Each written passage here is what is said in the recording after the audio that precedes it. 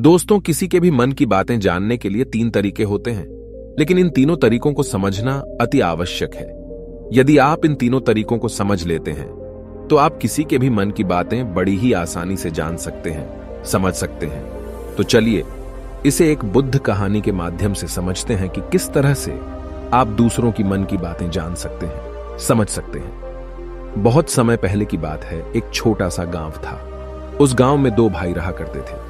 बड़ा भाई अंधा था, जिस कारण वो हमेशा घर पर ही बैठा रहता था, और छोटा भाई खेती किया करता था, लेकिन खेतों में अधिक जानवर आने से पूरी फसलें नष्ट हो जाती थीं, जिस कारण छोटा भाई बहुत परेशान हो चुका था। तभी उसे एक तरकीब सूझी। एक दिन उसने सोचा, खेतों में से इन जानवर को भगाने के लिए क्यों ना मैं अपने बड़े भाई की मदद लूं।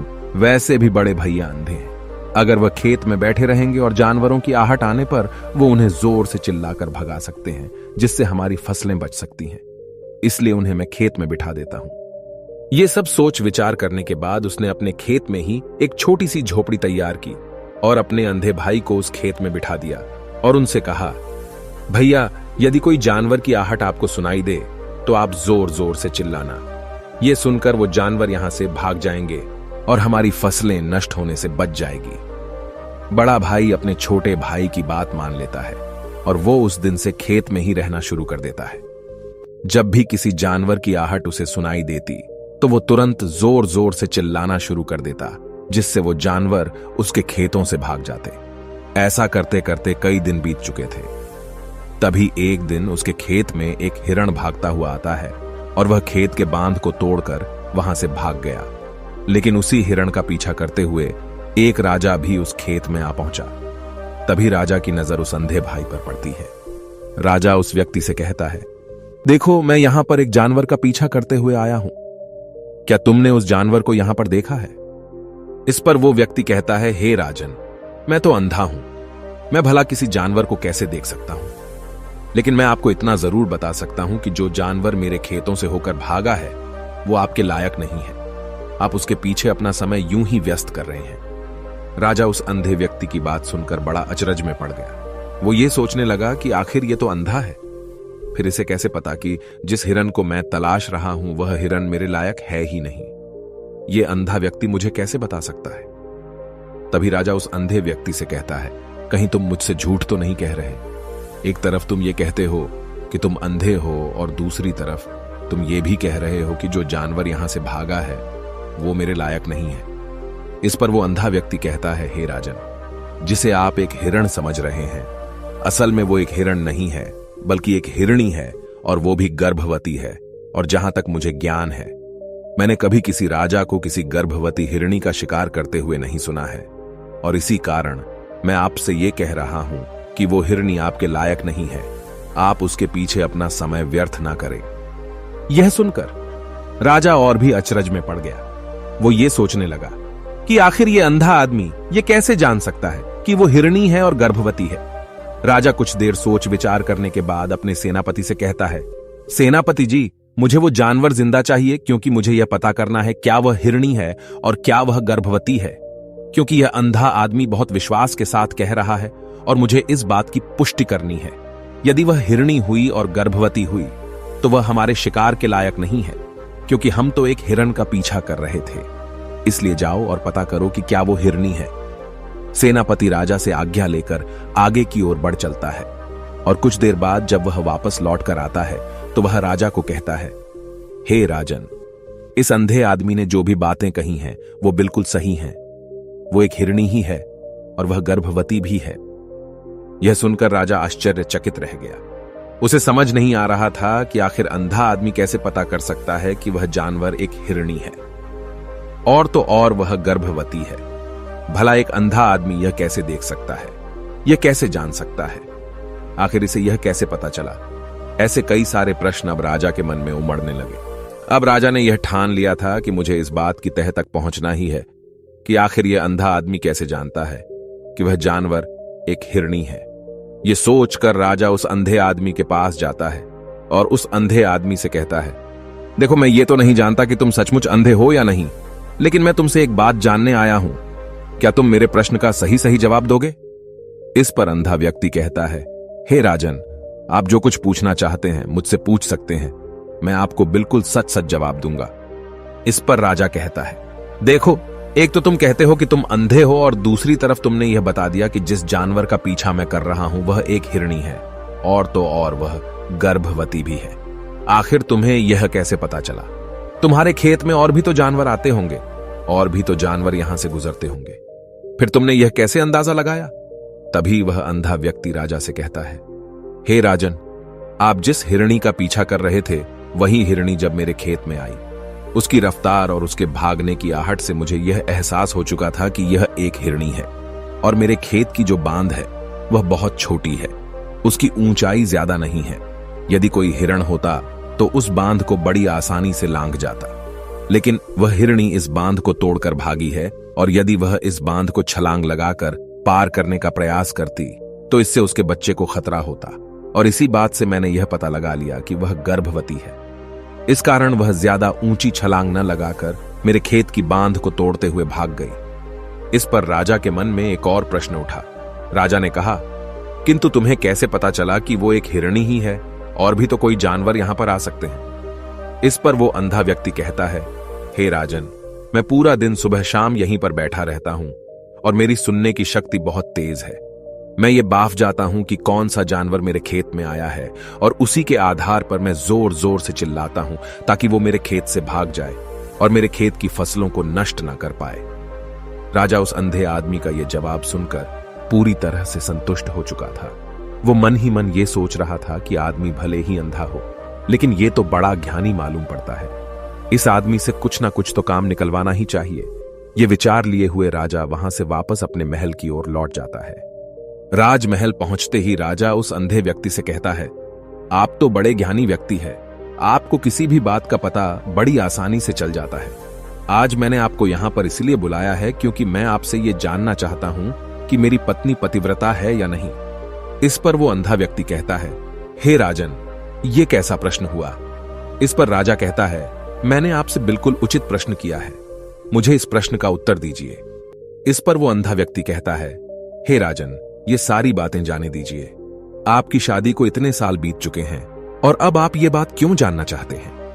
आपके मन में ऐसे प्रश्न क्यों उठ रहे हैं?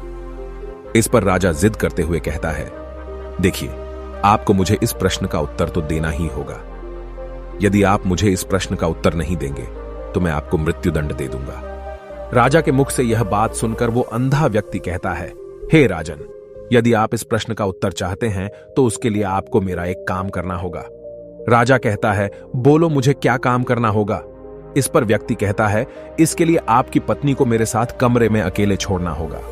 उस अंधे व्यक्ति की यह बात सुनकर राजा पहले तो क्रोधित हो जाता है, लेकिन फिर कुछ सोच विचार करने के बाद वह उस व्यक्ति की बात मान लेता है और अपने सेनापति को आदेश देता है, सेनापति जी, इस व्यक्ति को और मेरी पत्नी को एक कमरे में कुछ देर के लिए अकेला छोड़ दे। सेनापति बिल्कुल वैसा ही करता है। अब राजा की पत्नी और अंधा आदमी एक कमरे में बंद हो चुके होते हैं। तभी वो अंधा आदमी राजा की पत्नी से कहता है, मुझे आपको छूना है। इस बात पर रानी अत्यधिक क्रोधित हो जाती है और उस अंधे आदमी को वो पकड़ पकड़ कर पीटने लगती है, कभी हाथों से तो कभी लातों से तो कभी पटक पटक कर। इस तरह से उन्होंने उस अंधे आदमी की खूब पिटाई की। उसके बाद किसी तरह से वह अंधा आदमी अपनी जान बचाकर वहां से भाग निकलता है और वह राजा के पास पहुंचता है और वह राजा से कहता है, हे राजन, आपकी पत्नी पतिव्रता नहीं है। यह बात सुनकर राजा अत्यधिक क्रोधित हो उठता है और राजा अपनी तलवार निकालकर सीधा अपनी पत्नी की ओर जाता है और क्रोधित होकर वह अपनी रानी से कहता है, रानी जी, आज मैं जो भी सवाल आपसे करने वाला हूं उसका मुझे सच सच जवाब दीजिएगा, और यदि आपने एक शब्द भी झूठ कहा तो मैं आपका अभी के अभी सर धड़ से अलग कर दूंगा। तभी आगे वह राजा कहता है, मुझे बताइए, क्या आप पतिव्रता हैं या नहीं? इस पर रानी कहती है, हे राजन, आप भले ही मुझे जान से मरवा दीजिए, लेकिन मैं पतिव्रता नहीं हूं। राजा यह बात सुनकर बहुत खुश हुआ, क्योंकि उस अंधे आदमी ने जो भी कहा था वह बिल्कुल सच था। यह बात सुनकर तुरंत ही राजा उस आदमी के पास पहुंचता है और आकर उस अंधे आदमी से कहता है, तुम्हें कैसे पता चला कि मेरी पत्नी पतिव्रता नहीं है? इस पर वह अंधा आदमी कहता है, हे राजन, बड़ी सीधी सी बात है। मैंने तो आपकी पत्नी से बस इतना ही कहा था कि मुझे आपको छूना है, और इस बात पर वह इतना क्रोधित हो उठी कि उन्होंने गुस्से में आकर मुझे लात घूंसों से पीटना शुरू कर दिया। और भला कोई औरत किसी और मर्द को कैसे छू सकती है, लेकिन उन्होंने न आव देखा न ताव, बस लात घूंसे मुझ पर बरसाने शुरू कर दिए। वह भी तो एक छूना ही हुआ, और एक पतिव्रता नारी कभी भी पराये मर्द को नहीं छूती। जब मैंने उसे छूने के लिए कहा था तो वह उस वक्त मुझे मना कर सकती थी, लेकिन उन्होंने तो मुझे पीटना शुरू कर दिया और देखते ही देखते उन्होंने मेरे पूरे शरीर को छू लिया। अब आप ही बताइए, ऐसी स्त्री भला पतिव्रता कैसे हो सकती है? इस पर राजा कहता है, तुम तो बड़े ज्ञानी मालूम पड़ते हो। अच्छा ठीक है, चलो तुम मेरे एक प्रश्न का और जवाब दो। यदि तुमने मुझे इस प्रश्न का सही सही जवाब दे दिया तो मैं तुम्हें यहां से जाने दूंगा। आगे राजा उस अंधे आदमी से कहता है कि तुम मुझे यह बताओ, क्या मैं सच में अपने पिताजी का ही बेटा हूं या फिर किसी और का? इस पर वह अंधा भी कहता है, हे राजन, इस बात से आपका क्या लेना देना? आप किसी की भी औलाद हो, आखिर आप हैं तो इस राज्य के राजा, इसलिए इस प्रश्न को जाने दीजिए। लेकिन राजा कहता है, नहीं नहीं, मुझे इस प्रश्न का सही सही जवाब चाहिए, अन्यथा यह प्रश्न मुझे हमेशा परेशान करता रहेगा। इसलिए मैं इसका सही सही जवाब जानना चाहता हूं। यदि तुम इसका सही सही जवाब दे देते हो तो तुम यहां से जा सकते हो, मैं तुम्हें नहीं रोकूंगा। इस पर वह अंधा आदमी कहता है, हे राजन, इसके लिए तो मुझे आपके मां के पास भी जाने की कोई आवश्यकता नहीं है। मैं आपको अभी अभी यह बता सकता हूं कि आप किसकी औलाद हैं, लेकिन उससे पहले मैं चाहता हूं कि आप मुझसे एक वादा करें कि आप मुझ पर क्रोध नहीं करेंगे। राजन ने कहा, मैं तुमसे वादा करता हूं, मैं तुम पर क्रोध नहीं करूंगा। इसके बाद वह अंधा आदमी राजा से कहता है, हे राजन, आप है तो अपने ही पिता के पुत्र, लेकिन आप पर एक कंजूस सेठ की छाया पड़ी हुई है। यह सुन राजा बहुत क्रोधित हो उठा और वह तुरंत तलवार निकालकर अपनी मां के पास जा पहुंचा। वह वहां पर पहुंचने के बाद अपनी मां से कहता है, मां, मुझे सच सच बताइए, क्या मैं अपने ही पिता का पुत्र हूं या नहीं? यदि आपने मुझे सही सही नहीं बताया तो वह यहीं पर अपने प्राण त्याग दूंगा। मुझे बताओ क्या सच है? इस पर उस राजा की मां कहती है, बेटा, तू है तो अपने ही पिता का पुत्र, लेकिन तुम्हारे ऊपर एक कंजूस सेठ की छाया पड़ी हुई है। जब मैं एक बार नहाने के बाद अपना मुंह आईने में देख रही थी, तभी उस कांच के पीछे मुझे एक कंजूस सेठ नजर आता है और उसी की छाया तुम पर पड़ चुकी है। यह सुन राजा बहुत खुश हो जाता है और वह तुरंत दौड़ा दौड़ा वापस उस अंधे आदमी के पास पहुंचता है और उस अंधे आदमी से कहता है, तुम्हें यह कैसे पता चला कि मुझ पर एक कंजूस सेठ की छाया पड़ी हुई है? इस पर वह आदमी कहता है, हे राजन, आपने मुझसे कई सारे सवाल पूछे जिनका जवाब मैंने आपको सही सही दिया है। यदि कोई और राजा होता तो मुझे इसके बदले में ढेरों सारे इनाम मिल चुके होते, लेकिन अब तक आपने एक फूटी कौड़ी तक नहीं दी है। इस बात से ही मैंने अंदाजा लगा लिया था कि आप बहुत कंजूस हो। यह बात सुनकर राजा जोर जोर से हंसने लगा और कहता है कि आप जो भी मांगेंगे वह मैं आपको अवश्य दूंगा, लेकिन मुझे यह बताओ कि तुम्हें कैसे पता चल जाता है कि कौन सी बात सही है और कौन सी गलत? तुम किसी भी बात का इतना सटीक और सही जवाब कैसे दे पाते हो? इस पर वह अंधा आदमी कहता है, हे राजन, मैं तो वैसे ही अंधा हूं। यदि मेरी आंखें होती तो मैं किसी की भी मन की बातें बड़ी सरलता से जान लेता। मन की एक भाषा होती है और यह भाषा मनुष्य के शरीर के व्यवहार के रूप में देखी जा सकती है। उसकी आंखों से, उसके होठों से, उसके काम करने के तरीके से, उसकी क्रियाओं से पता किया जा सकता है कि उसके मन में क्या चल रहा है। उसके आधार पर हम किसी के भी मन की बातें जान सकते हैं। लेकिन मैं तो अंधा हूं, मैं देख नहीं सकता, इसलिए मैं क्रियाओं से देखता हूं। यदि मुझे कोई बात जाननी हो तो अगले आदमी को कुछ काम देना पड़ता है, जिस पर वह व्यक्ति किस प्रकार काम करता है, किस तरीके से इस काम को करता है, उसके आधार पर ही मैं यह पता कर पाता हूं कि उसके मन में क्या चल रहा है। तभी वह राजा कहता है, तो क्या इसका अर्थ यह हुआ कि मैं भी किसी के मन की बातें जान सकता हूं? इस पर वह अंधा आदमी कहता है, हे राजन, अवश्य आप भी किसी भी व्यक्ति के मन की बात जान सकते हैं, किंतु उससे पहले आपको अपने ऊपर काम करना होगा, और वह काम है अपने मन को शांत करना, अपने मन को वर्तमान में लाना होगा, जिसके लिए मैं आज आपको 3 तरीके बताने वाला हूं। और ये तीनों ही तरीके बड़े ही आसान और सरल हैं। किंतु हे राजन, उससे पहले आपको एक काम करना होगा, अपने मन को एकाग्र करना होगा। जब हम अपने मन को एकाग्र करते हैं, अपने मन को वर्तमान में लाते हैं, तो हम दूसरे के मन की बात जान सकते हैं, क्योंकि वह आदमी अभी भी अपने मन में वर्तमान में ही सोच रहा है, और हमें भी मन को वर्तमान में ही लाना होगा। तभी हम उसके मन की बातें जान सकते हैं। यदि हम अतीत में हुई घटनाओं के बारे में सोच रहे हैं तो वह जो अगला आदमी वर्तमान में सोच रहा है, वर्तमान में अपने मन में बात कर रहा है, वह हम कैसे जान पाएंगे? क्योंकि हम तो अतीत की घटनाओं में डूबे हुए हैं। इसलिए किसी के भी मन की बात जानने के लिए सबसे पहले हमें हमारे मन को एकाग्र करना होगा, उसे वर्तमान में लाना होगा। आगे वह व्यक्ति राजा से कहता है, हे राजन, जो 3 तरीके मैं आपको बताने वाला हूं, इन 3 तरीकों से बड़ी आसानी से किसी के भी मन की बातें जान सकते हैं। उसके बाद वह अंधा आदमी राजा से कहता है, हे राजन, जो सबसे पहला तरीका है वह है आंखों पर ध्यान देना। किसी व्यक्ति से बात करते वक्त उसकी आंखों में देखना, उसकी आंखों पर ध्यान देना जो सबसे ज्यादा जरूरी है, क्योंकि आंखें बोलती नहीं पर बहुत कुछ कह जाती हैं। यदि हम किसी व्यक्ति की आंखों के इशारों को समझना सीख जाएं, हम यह जान पाएंगे कि व्यक्ति के दिमाग में क्या चल रहा है, वह क्या सोच रहा है और अभी वह क्या करने वाला है।